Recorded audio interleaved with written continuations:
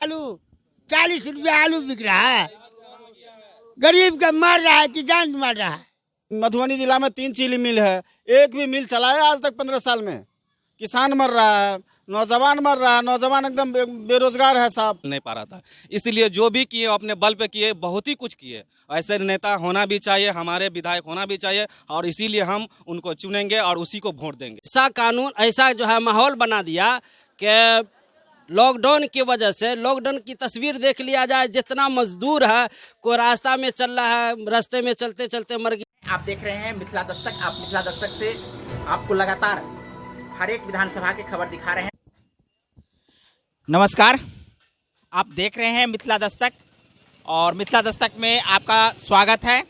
आज हम बिहार की जो परिदृश्य है, राजनीतिक परिदृश्य है, उस परिदृश्य को भांपने के लिए मधुबनी में पहुंचे हैं। मधुबनी के बिरौल चौक पर हम उपस्थित हैं और यहाँ कुछ लोग बैठे हुए हैं और यहाँ उन लोगों से हम जानकारी प्राप्त करेंगे कि किस प्रकार का राजनीतिक परिदृश्य इस बार विधानसभा चुनाव में होने वाला है।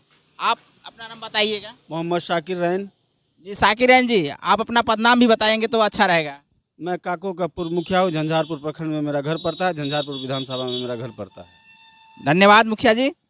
और हम आपसे पहला क्वेश्चन करेंगे कि इस बार विधानसभा चुनाव में राजनीतिक परिदृश्य किस प्रकार बदलने जा रही है या किस प्रकार का रहेगा? बहुत जबरदस्त बदलाव होने जा रही है राजनीति में इस बार बिहार में। किस प्रकार का परिदृश्य होने वाला है? इस बार जो बदलाव होगा वो शिक्षा पे होगा, स्वास्थ्य पे होगा, रोजगार पे होगा। रोजगार बिहार में है ही नहीं। बिहार में रोजगार रहेगा तो काहे के लिए जाएगा बाहर? इस पे बदलाव होगा। इस बार युवा की राजनीति हो रही है, युवा बनेगा। आलू 40 रुपया आलू बिक रहा है। गरीब का मर रहा है, किसान मर रहा है। युवा बनेगा। युवा के लिए तो आप लोजपा के जो प्रमुख हैं वर्तमान में, चिराग पासवान हैं, वो भी इस बार दावेदारी में है और लोजपा के ही नहीं बल्कि बिहार में एक युवा प्रत्याशी जो सीएम कैंडिडेट के रूप में अपने आप को देख रहे हैं, तो क्या उसको क्या कहेंगे? नेक्स्ट टाइम में रखेंगे उनको। अभी देखना है तेजस्वी को, नेक्स्ट टाइम में देखेंगे चिराग को। तेजस्वी और चिराग दो अभी वर्तमान के युवा है जो बिहार में लीड कर रहे हैं, तो दोनों में आपको क्या अंतर लग रहा है? दोनों में बहुत अंतर है।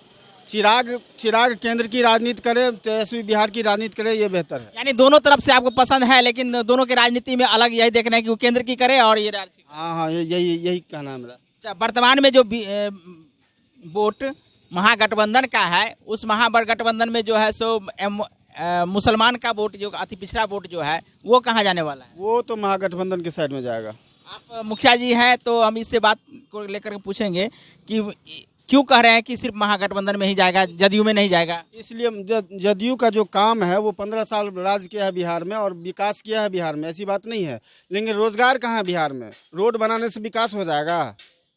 रोड बनने से विकास नहीं होगा। विकास तो रोड से ही होगा, लेकिन यदि शिक्षा की बात कर रहे हैं तो शिक्षा में भी उन्होंने परिवर्तन, जो विद्यालय बना रहा है, नए नए विद्यालय बना है, तो क्या इससे आपको विकास नहीं? भवन बनने से यानी इंसान पढ़ नहीं लेगा। भवन में जाकर के पढ़ाई लिखाई होगा, अच्छा टीचर देगा तब ना पढ़ाई लिखाएगा।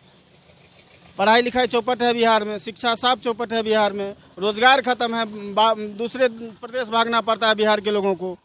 लगातार सीएम कह रहे हैं कि हमने पहले झोपड़ी में पढ़ रहा था, उसको मकान दिए हैं, तो क्या आपको इस प्रकार से बदलाव नहीं लग रहा है शिक्षा में?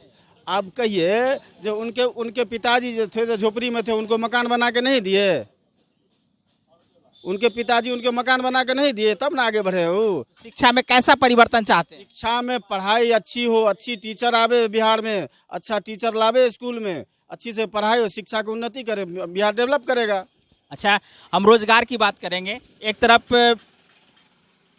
एनडीए 19 लाख का जो गेम खेला है और तेजस्वी 10 लाख का जो पहले से बना के दिया है कि हम इस एजेंडे पर चुनाव लड़ेंगे, तो क्या आपको दोनों में अंतर लग रहा है?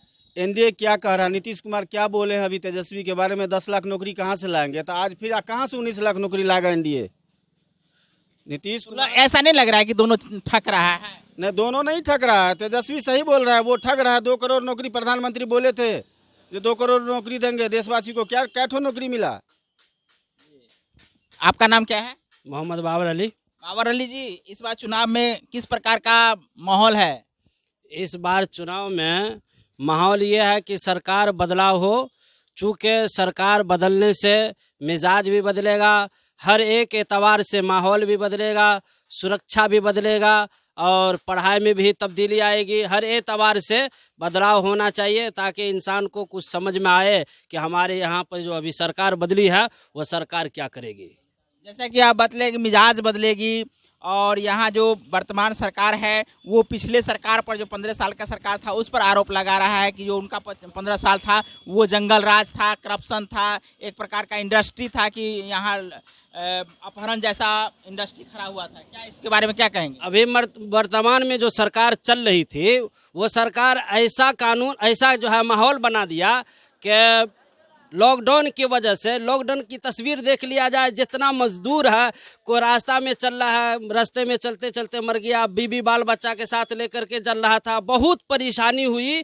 इसी एतबार से हम चाहते हैं कि इस मर्तबा सरकार की बदलाव होनी चाहिए, दूसरे सरकार आए, तेजस्वी की सरकार आएगी, राजद की सरकार आएगी, इंशाअल्लाह ताला हुल अजीज हर एतबार से परिवर्तन होगा, हर एक चीज़ में परिवर्तन होगा हर एक चीज से। तो मुखिया जी इस बार बताइए कि इस बार जो वोट डालने जा रहे हैं तो आपके अंदर में कौन सा अहम मुद्दा है जिसको लेकर के वोट डालेंगे? अहम मुद्दा है शिक्षा और रोजगार।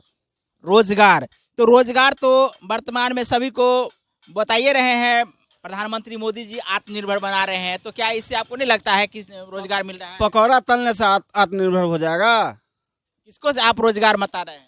अरे तो नौकरी मिले नौजवान को, बिहार में यहाँ उद्योग लगे, धंधा हो, यहाँ पे कारखाना खुले तब ना रोजगार हुआ। आप मधुबनी जिला में 3 चीनी मिल है, एक भी मिल चलाया आज तक 15 साल में?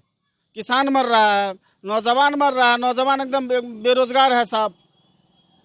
अच्छा, इतना भीड़ जो देख रहे हैं तेजस्वी यादव के पीछे, क्या ये भीड़ वोट में बदलेगा या सिर्फ दिखाने के लिए? निश्चित वोट में बदलेगा ये। ऐसा तो 2017 में यूपी में भी देखा गया था, जब अखिलेश सिंह जब सभा कर रहे थे तो इसी प्रकार का भीड़ था और अंतिम परिणाम क्या हुआ सो आप जानते ही हैं। नहीं, ऐसी बात, बिहार के नस नस में राजनीति है।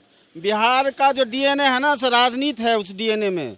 यहाँ उल्टी चिड़िया को हल्दी लगाना जानता है बिहार के लोग हैं। वो इस बार हिंदू मुस्लिम वाला मुद्दा रहेगा कि नहीं? नहीं, एकदम नहीं रहेगा हिंदू मुसलमान। बदलाव, एक सुर में बदलाव, परिवर्तन चाहिए बिहार में।